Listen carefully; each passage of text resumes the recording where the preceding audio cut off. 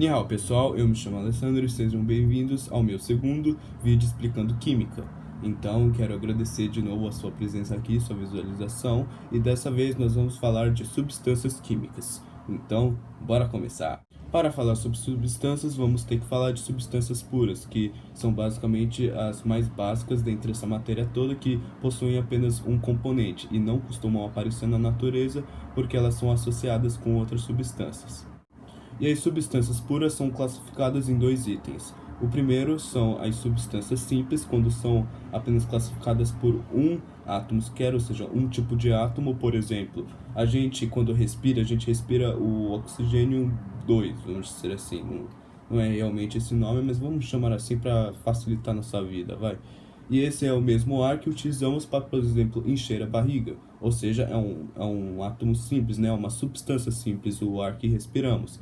Agora também tem a substância composta, quando ela é composta por dois ou mais substâncias e tipos de átomos. Por exemplo, o sódio junto com nitrogênio, por exemplo. Aí eu estou chutando uma aí, mas o que a gente precisa saber é que substâncias compostas são substâncias compostas por dois ou mais átomos. Precisamos saber que existem substâncias que possuem átomos que se unem formando substâncias simples, e toda essa propriedade é identificada como alotrofia. O que acontece?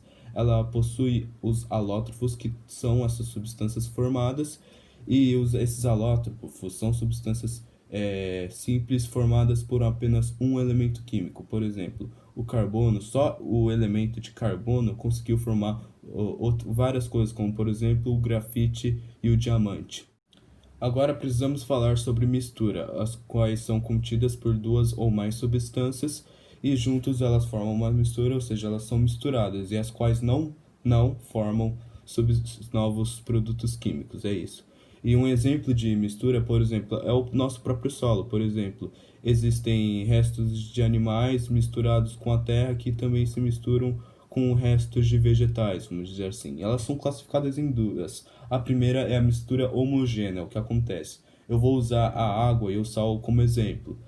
Por exemplo, a água, quando a gente coloca sal ou açúcar na água, a gente vê que ela se dissolve, ela dissolve, né? Ela se espalha pela água, e aí a gente não tem uma percepção, a gente não consegue identificar exatamente as fases que podem ser, ou seja, a mistura homogênea só possui apenas uma fase, que é apenas aquele líquido. A gente não pode determinar essa parte está com água, essa parte está com sal, essa parte está sem sal, essa parte está zero água, sabe?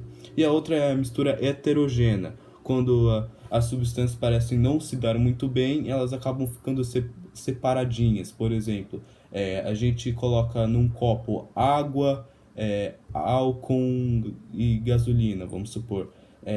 Quando a gente coloca a gasolina, parece que a gasolina ela sobe, e aí atrás dela como se formasse camadas, ou seja, fica uma camada de água, camada de óleo e camada de gasolina. Eu nem lembro direito os exemplos que eu dei, mas é o que acontece. Possuem duas ou mais fases na parte da mistura heterogênea.